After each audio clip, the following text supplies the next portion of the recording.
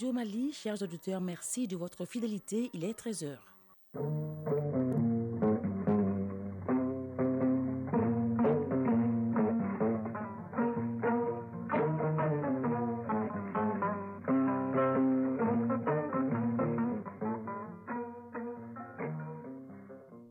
Le journal. Salimata Dao. Assainissement de la ville de Bamako, on en parle dans ce journal. Une rencontre a eu lieu hier entre le ministre d'État, ministre de l'administration territoriale et de la décentralisation et les structures d'hygiène. Ensemble, ils veulent trouver une solution à la gestion des ordures de la capitale. Forum interreligieux pour la promotion de la liberté de religion et de croyance au Mali. Ça se passe à Ségou. Le thème choisi est la tolérance religieuse, un facteur de cohésion sociale. La chronique judiciaire s'intéresse ce jeudi à la justice pénale. Elle traite les cas de contravention, les délits et les crimes. Les personnes qui commettent les infractions peuvent contester ces décisions de justice. Dans ce cas de figure, à chaque appel correspond une juridiction appropriée. À l'affiche de la page sport, le championnat national de football démarre sa 7e journée demain.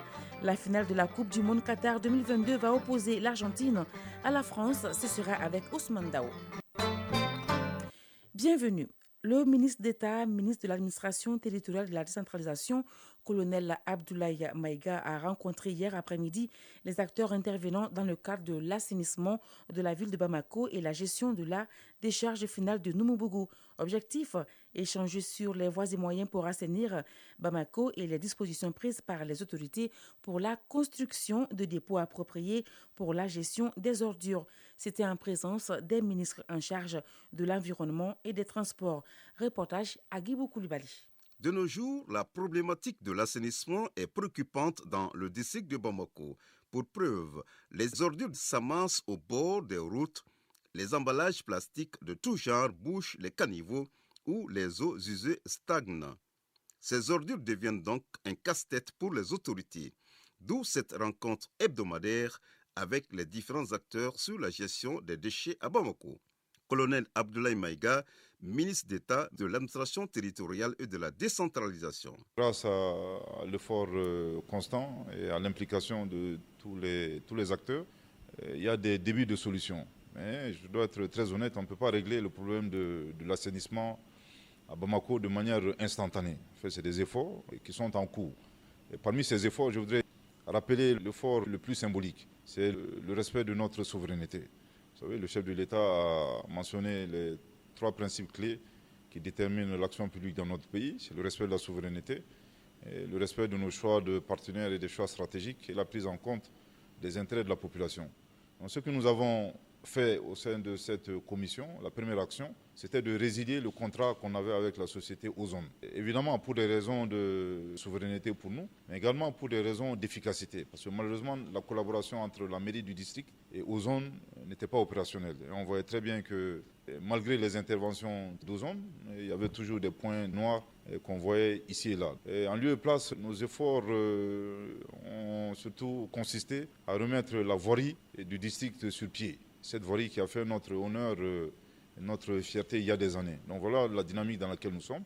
Par le truchement de l'ANICT, l'Agence nationale d'investissement des collectivités territoriales, nous avons pu acheter des équipements, des camions de ramassage d'ordures d'une valeur de 780 millions de francs CFA. Cette tribune a été l'occasion d'échanger avec les autorités du district de Bamako et celles de Koulikoro sur les activités menées afin de juguler les problèmes de déchets. La semaine prochaine, nous allons lancer les travaux de construction d'une nouvelle décharge de transit qui sera entièrement construite par le ministère des Transports et des Infrastructures à travers la structure. Et cette décharge de transit sera ici à Medina Croix, au flanc de la colline. Donc ça permettra de réduire encore la pression en termes de déchets dans notre district. Le dépôt final n'étant pas opérationnel, les autorités s'activent avec leurs partenaires pour gérer de façon définitive les déchets. Colonel Abdoulaye Maïga, ministre d'État de l'administration territoriale et de la décentralisation. La signature d'une convention entre le ministère de l'économie et des finances et la Banque mondiale d'un accord de prêt s'élevant à 280 millions de dollars. Et l'objectif recherché est de reconstruire la décharge finale de Numumbu. Je voudrais aussi rappeler qu'initialement, ce qui était attendu à Numumbu, c'était d'avoir une décharge finale qui est très moderne et qui allait permettre le tri et le traitement des déchets. Pour le ministre d'État, la situation est sans doute difficile, mais la prise de conscience des populations représente le premier pas sur le chemin du changement. L'Office central de lutte contre l'enrichissement illicite, OCLEI, a organisé à Koutiala une rencontre de sensibilisation des agents et des élus des collectivités territoriales sur les conséquences de la corruption et l'enrichissement illicite. L'objectif est de restaurer un climat de confiance entre les pouvoirs publics et les citoyens à travers la promotion de la bonne gouvernance et la transparence dans la gestion des fonds publics. La rencontre était présidée par le gouverneur de la région de Koutiala. Reportage Brima Kone. L'Office central de lutte contre l'enrichissement illicite OCLEI sensibilise les agents et les élus des collectivités territoriales pour la bonne gouvernance et la transparence dans la gestion des fonds publics.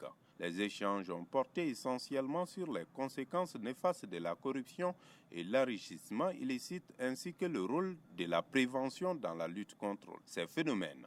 Oumar Dambélé, membre du conseil de l'OCLEI. Chacun doit se considérer comme responsable pour pouvoir dire non, éradiquons la corruption dans notre pays. C'est pourquoi l'OCLEI ne cesse d'aller vers les citoyens de façon générale pour les informer et les sensibiliser à s'unir et à agir de façon commune et de façon synergique pour bouter la pratique de la corruption sous toutes ses formes dans notre pays. Cette rencontre est organisée par l'OCLEI en partenariat avec le Centre de formation des collectivités territoriales CFCT dans le cadre des activités de la Semaine nationale de lutte contre la corruption. Pendant cette semaine, le Mali célèbre le 9 décembre Journée internationale de lutte contre la corruption à travers des espaces consacrés au dialogue. Cette année, le thème retenu par les Nations Unies est construire un monde uni contre la corruption. Général Abdoulaye Cissé, gouverneur de la région de Koutiala. Aujourd'hui, plus que jamais, au moment où le pays traverse une période particulièrement déterminante de son existence, marquée par des défis divers, nous avons tous le devoir de nous inscrire dans la lutte contre la corruption et l'enrichissement illicite à quelque niveau professionnel de notre fonction. Selon la Banque africaine de développement, la corruption cause une perte annuelle estimée à 148 milliards de dollars, soit 25% du PIB de l'Afrique. Koutiala, Brahima Kone, Samba Daramaïsa et Idrissa Baba Ouattara pour l'ORTM. En troisième région, la mise en œuvre de la validation des innovations pédagogiques, l'offre et la mise en œuvre des réponses éducatives adaptées en situation de crise ou encore le renforcement de la gouvernance du système éducatif. Ce sont là quelques-uns des acquis engrangés par le PADé, programme d'appui à la décentralisation de l'éducation au Mali. Les acteurs de mise en œuvre du projet sont réunis à la faveur d'un atelier de capitalisation et de pérennisation des acquis en vue de booster le développement de l'éducation. La rencontre est organisée par le Centre international d'expertise et de formation ORTM Sikasso Moussokoro Sirimi. Démarré en 2004, le PADé, programme d'appui à la décentralisation de l'éducation, aura consacré 18 années à améliorer la qualité et la gestion décentralisée d'une éducation de base équitable et inclusive au Mali. Le programme a été exécuté en 5 phases, dont les 3 dernières ont été mises en œuvre par le CIF, Centre international d'expertise et de formation, sur l'appui financier de la coopération suisse. À la rencontre de Sikasso, les acteurs réfléchissent sur comment capitaliser et pérenniser ces acquis. Moussa Kone, directeur du CIF. À travers ce programme, il y a eu le développement des alternatives éducatives et des innovations. Nous pouvons par exemple parler des écoles mobiles, l'introduction des savoirs locaux dans les enseignements. Donc à travers le programme PADé, nous avons pu élaborer des programmes adaptés à la spécificité des localités. Nous voulons que ces savoirs-là et ces expériences soient pérennisés.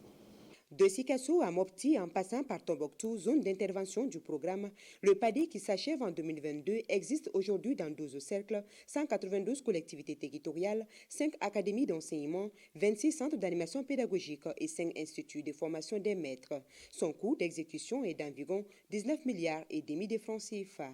Moussa Gouroudjal, maire de la commune rurale de Fémaye, cercle de Djéné. La réouverture des écoles en 2018 a été un accompagnement fait par le programme PADé.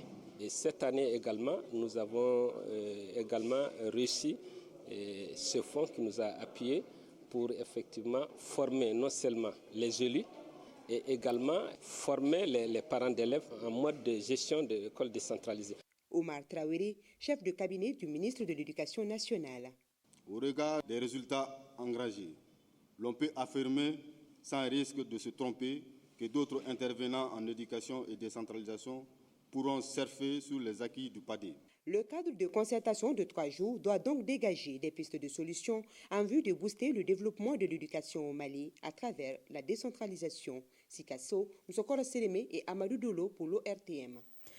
La tolérance religieuse, un facteur de cohésion sociale, c'est le thème du Forum interreligieux pour la promotion de la liberté de religion et de croyance au Mali tenu à Ségou. Ce forum, qui a mobilisé plusieurs leaders religieux, est organisé par Jeunesse en Mission en partenariat avec le projet Initiative conjointe pour une action religieuse stratégique. Amidou Diallo nous en parle. Ils sont venus nombreux de l'intérieur du Mali, des musulmans et des chrétiens pour ce forum interreligieux à Ségou. Un forum organisé par la GM, Jeunesse en Mission, en collaboration avec le projet GISRA, Initiative conjointe pour une action religieuse stratégique, vise à promouvoir la liberté de religion et de croyance au Mali. Daniel Koulibaly, chargé du programme GISRA. La présente activité est un forum avec pour thème central la tolérance religieuse, un facteur de cohésion sociale. Une activité interreligieuse ouverte à toutes les confessions religieuses confondues.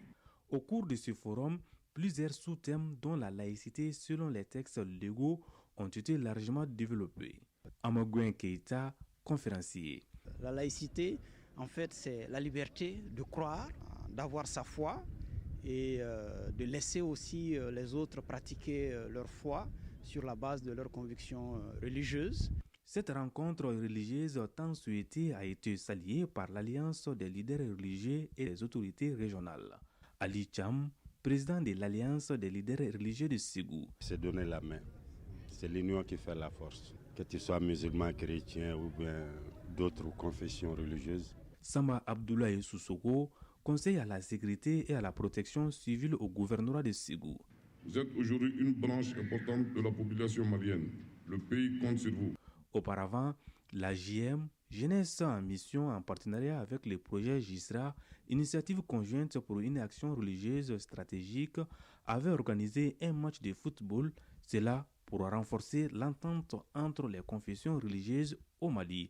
Ségou, Amidou Diallo, Bakari Traoré pour l'ORTM.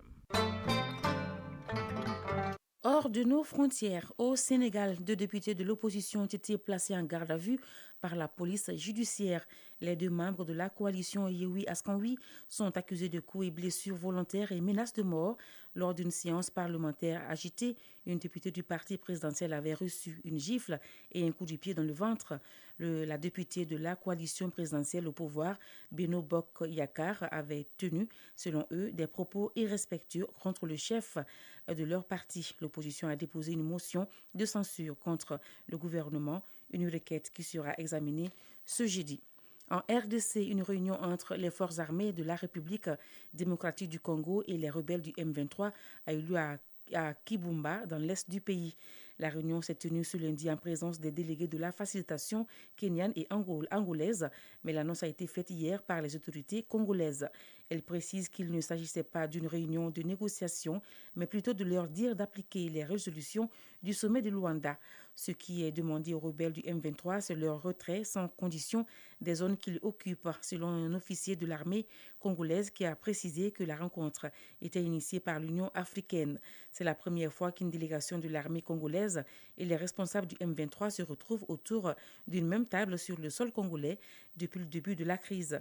De son côté, le M23 se dit prêt à se retirer, mais insiste toujours sur sa demande d'avoir un dialogue direct avec les autorités congolaises.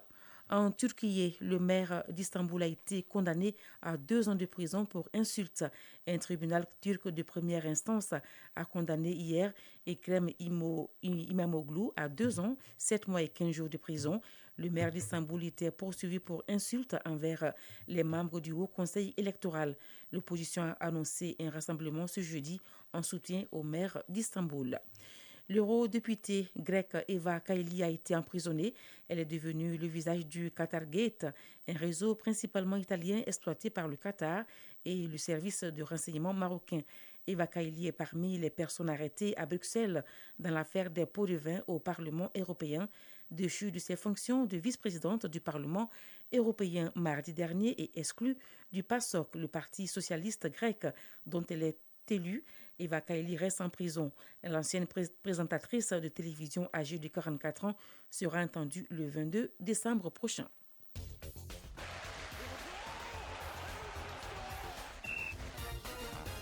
13h passées de 15 minutes, nous allons à présent parler sport avec Ousmane Dao. Bonjour Ousmane. Bonjour Salimata Dao. On commence par le championnat national de football. La 7e journée démarre demain. Avec 2 rencontres au stade Modibo Keïta, Afrique Football Elite reçoit l'Union sportive de Bougouni. Juste après, on aura AS Police, l'Afia Club de Bamako, LCBA. Samedi, 4 rencontres seront au programme. Au stade Modibo Keïta, Binga FC, stade malien de Bamako. Juste après, AS Black Star, Yélé Olympique. Et tout ce samedi, au stade Mamadou Konaté, on aura ASCO, Union sportive du Cercle de Keïta. À Baraouli, l'AS Bakaridjan reçoit l'USFAS. Et enfin, dimanche, les matchs, notamment le choc de cette 7e journée, AS Real Djoliba AC sera au stade Modibo Keïta et la journée prendra fin avec l'opposition COB 11 créateurs de Nyarela. Coupe du monde Qatar 2022, la finale oppose l'Argentine à la France. Ousmane. Oui, la France a obtenu son ticket pour la finale hier en battant le Maroc par le score de 2-0. Pour Walid Regragui, le sélectionneur marocain, les Lions de l'Atlas n'ont pas à rougir. C'est le plus important. On a eu quelques blessés qui ne nous aident pas. On a perdu Aguerre dans l'échauffement, Seyss, Mazraoui à la mi-temps. C'était un peu trop pour nous, mais j'ai rien à dire parce que les joueurs qui sont rentrés, ils ont donné le maximum. On a été au bout, du bout. Et après, on était plus ou moins bien en place. Après, on a eu beaucoup de déchets. Puis après, la sortie de Romain nous fait repasser à 4. Après, avec surprise, on a été peut-être meilleur à 4 aussi. On avait peut-être plus de repères. Des fois, on fait des coups. Ça me donne raison ou tort, mais j'ai aucun regret par rapport à ça. Mais on va apprendre. Et moi, le premier. Ils défendent très bien. Didier fait un super boulot. Je pense qu'avec des joueurs aussi rapides, la France peut faire un doublé historique. À présent, on écoute quelques supporters marocains très déçus, mais très fiers des Lions de l'Atlas. Quelques larmes parce que, en fait, c'est l'émotion d'avoir perdu. Et en fait, aussi, c'est des larmes parce que, en fait, de joie. Parce que moi qui ai toujours aimé le foot et tout, en fait, je pleurais que pour le Barça. Et c'est la première fois que je pleure pour l'équipe de mon pays. Et c'est chouette aussi. Aucun Marocain ne pourra retenir autre chose que la fierté. C'est un feu qui nous prend par les tripes, c'est ça, on est fiers de nos joueurs. Je suis fier de cette équipe, je suis fier du Maroc. Ça fait pour la première fois que je vois une équipe solide, une équipe formidable, une équipe jeune. Je souhaite une bonne chance aussi pour l'équipe française. Bonne finale, je pense qu'on va avoir une très bonne finale. Et bonne chance à tout le monde. Regragui, vous étiez le meilleur de tout. Ce n'est pas grave, on est très fiers d'eux. On n'imaginait pas arriver à ce stade. Une demi-finale, ce n'est pas rien, on est très fiers. Même fierté du côté du sélectionneur de la France, Didier Deschamps, même s'il y a encore une marche à gravir. On l'écoute. L'émotion, la fierté, évidemment c'était une marche encore importante. Il y en aura une dernière, mais ça fait un mois qu'on est ensemble avec les joueurs. Et c'est jamais simple, mais voilà, ça a été du bonheur jusqu'à maintenant et que mes joueurs soient récompensés, l'ensemble du groupe, pour pouvoir aller chercher un titre dimanche. C'est merveilleux. On va jouer un titre mondial, donc savourer et puis basculer pour le dernier match de cette Coupe du Monde. Vous savez, Salimata Dao, Oui. le Maroc a reçu beaucoup de soutien pendant cette Coupe du Monde et le président du Nigeria, Mohamedou Bouhari, a félicité le roi du Maroc, Mohamed VI, pour les exploits de son pays à la Coupe du Monde. Le Maroc a rendu tout le continent fier de sa dextérité, ravivant l'espoir qu'une équipe africaine peut effectivement gagner et devrait gagner le mondial un jour, a déclaré le président Bouhari, cité par les chaînes, par Channel TV. Le président américain, Joe Biden, a suivi le match Maroc-France hier soir en marge du sommet États-Unis-Afrique. Il s'est permis une petite pause pour aller justement regarder cette deuxième demi-finale de la Coupe du Monde. Et à la fin, il a loué le parcours absolument remarquable des Lions de l'Atlas. Pour le milieu de terrain français Antoine Griezmann, les Marocains m'ont impressionné. Ils ont très bien travaillé tactiquement, défensivement comme offensivement. Ils nous ont posé beaucoup de problèmes. Le coach s'en est rendu compte et il a fait un changement. L'entrée de Marcus Thuram à gauche nous a fait du bien. Il y avait plus de monde pour aider Théo Hernandez à défendre. Ensuite, le fait d'avoir marqué rapidement nous avait quand même ouvert le match et le deuxième but nous a mis en sécurité à rapporter Antoine Griezmann lors de l'interview d'après-match. Et enfin, il a dit, le Maroc peut être fier, toute l'Afrique peut être fière de cette belle prestation du Maroc à la Coupe du Monde. Enfin, avant d'évoquer le dernier détail de cette page sport, vous l'avez dit, la France jouera dimanche contre l'Argentine de Lionel Messi. Et Lionel Messi a justement déclaré savourer la Coupe du Monde et depuis quelque temps, je la savoure d'une manière différente que par le passé, non seulement avec l'équipe nationale, mais aussi dans la vie. Et oui, je suis très heureux de pouvoir jouer une finale. On a joué tous les matchs comme des finales. On espère que le dernier match aura la même issue que les autres, a-t-il conclu. Eh bien, que le meilleur gagne. Alors, Ousmane, concernant ces deux formations, il y a quelques chiffres à retenir avant la finale dimanche. Oui, tout d'abord, la France est le premier champion du monde en titre à se qualifier en finale de Coupe du Monde depuis le Brésil en 1998, ainsi que le premier pays européen à parvenir depuis l'Italie en 34 et 38. La France a également remporté 9 de ses 10 derniers matchs en Coupe du Monde, une seule défaite. Les Bleus ont gagné chacune de leurs 7 dernières rencontres en phase à élimination directe. Seule l'Italie, entre 34 et 70 avec 9 victoires, a fait mieux, ainsi que le Brésil entre 58 et 70, également 9 victoires. Et pour la première fois dans cette Coupe du Monde, la France n'a pas encaissé de but, c'était en demi-finale. Et puis Randal Kolo Muani, après 44 secondes, hier soir, est devenu le troisième remplaçant le plus rapide dans l'histoire de la Coupe du Monde, derrière Richard Morales avec l'Uruguay contre le Sénégal en 2002, 16 secondes, et Ebesan avec le Danemark contre le Nigeria, c'était en 98, en France, 26 secondes. Quatrième finale pour la France, 98, 2006, 2018, évidemment 2022. L'Argentine jouera sa cinquième finale de Coupe du Monde, 78, 86, 90, 2014 et 2022. Salimata Daou, on peut déjà caricaturer cette finale en la qualifiant à la recherche d'une troisième étoile, puisque quand vous gagnez une Coupe du Monde, c'est une étoile sur le maillot. Oui. La France en a 2, 98 et 2018. L'Argentine également en a 2, 78 et 90. Alors, bonne chance que le meilleur gagne, comme je l'avais dit. C'est tout, Ousmane? Oui. Merci beaucoup. Chronique judiciaire. Notre numéro de ce jeudi s'intéresse à la justice pénale. Cette justice condamne les personnes qui enfreignent la loi en commettant des infractions. Ces infractions sont de 3 ordres: les contraventions, les délits et les crimes. En tout état de cause, il arrive que certaines personnes contestent les décisions de justice. Dans ce cas de figure, à chaque appel correspond une juridiction appropriée. Chronique judiciaire, une réalisation de Adama Djimdi.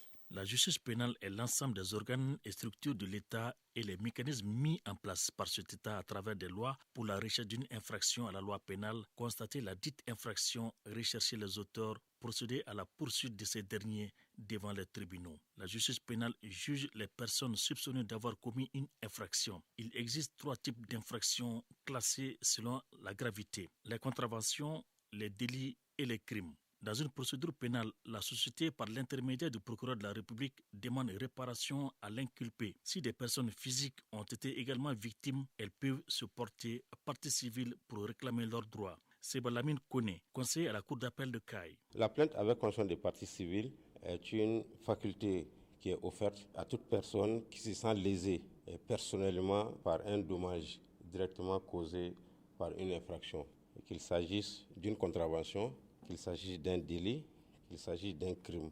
Cette plainte, elle est adressée directement au juge d'instruction compétent.